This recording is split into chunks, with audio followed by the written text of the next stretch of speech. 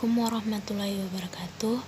Perkenalkan, nama saya Melda Tri Octavia, Stambuk O271-19010. Di sini saya akan menjelaskan materi dari mata kuliah Fisiologi Reproduksi Ikan, yang dimana materinya terdiri dari spermatogenesis, oogenesis, vitellogenesis, fekunditas, dan bagian-bagian telur, ukuran telur, pembuahan dan penetasan telur, serta tingkah laku reproduksi pada ikan.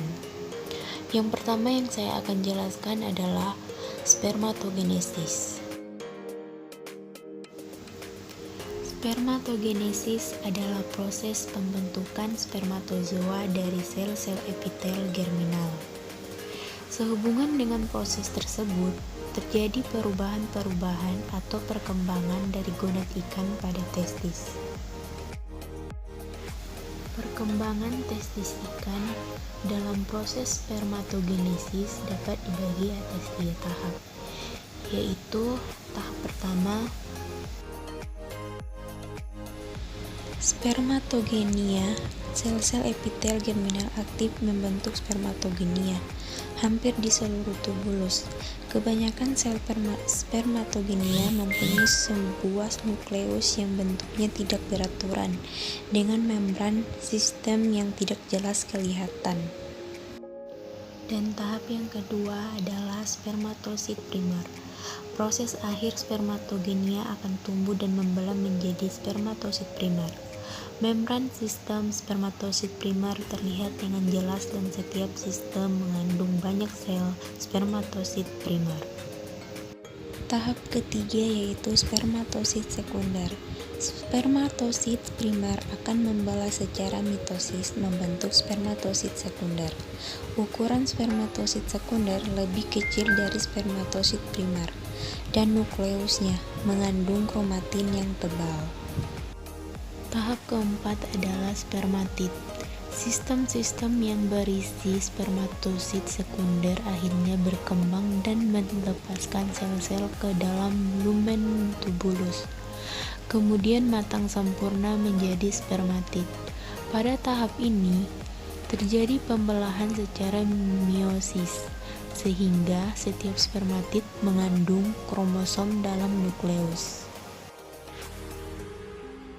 Dan tahap yang kelima adalah spermatozoa. Spermatid mengalami perubahan bentuk atau mengalami metamorfosa menjadi spermatozoa yang dilengkapi dengan kepala dan ekor, sehingga bisa bergerak aktif di dalam lumen tubulus. Oogenesis. Oogenesis adalah penciptaan ovum atau sel telur, merupakan proses dari bentuk betina gametogenesis yang setara dengan jantan, yakni spermatogenesis. Oogenesis berlangsung melibatkan pengembangan berbagai tahap reproduksi telur sel betina yang belum matang. Selanjutnya, vitellogenesis.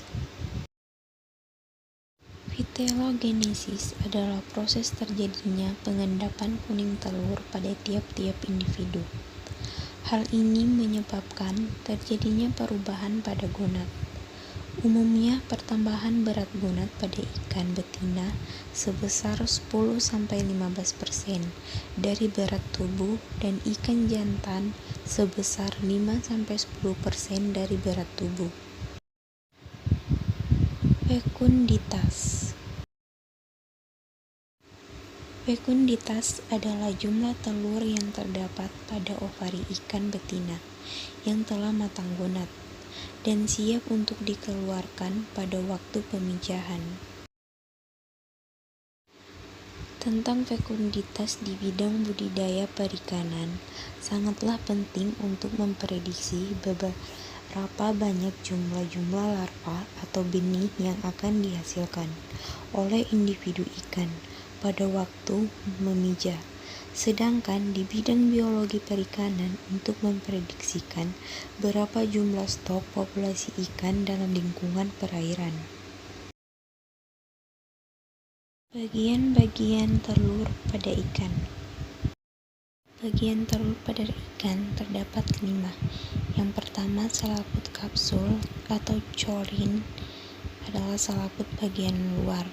Dan yang kedua, selaput plasma, selaput ketiga yang mengelilingi plasma telur dan menempel dengan selaput lainnya. Yang ketiga, kutub anima bagian telur yang terdapat sitoplasma biasa berkumpul di sebelah telur bagian atas. Dan yang keempat, kutub vegetatif, kutub bagian bawah yang terdapat banyak kuning telur. Kelima, mikropli, lubang kecil tepat masuknya sperma ke dalam telur pada waktu terjadi pembuahan. Ukuran telur pada ikan. Ukuran telur pada ikan berkisar antara 0,2000 sampai 0,9247 mm. Pembuahan pada ikan. Ikan jenis ovipar mengeluarkan telur dari dalam tubuhnya untuk dibuahi oleh ikan jantan. Proses pembuahan sel telur oleh sel sperma berlangsung di luar tubuh ikan. Jika ovum bertemu dengan spermatozoid, terjadilah pembuahan atau fertilisasi, menghasilkan zigot yang kemudian tumbuh dan berkembang menjadi embrio ikan. Tingkah laku reproduksi pada ikan. Ikan mempunyai cara yang berbeda-beda dalam tingkah laku meminang dan tingkah laku kawinnya. Dan tingkah laku tersebut, ikan jantan dan betina dewasa sama-sama melepaskan sperma dan telur melalui bermacam cara agar terjadi pembuahan dengan tingkat keberhasilan yang tinggi.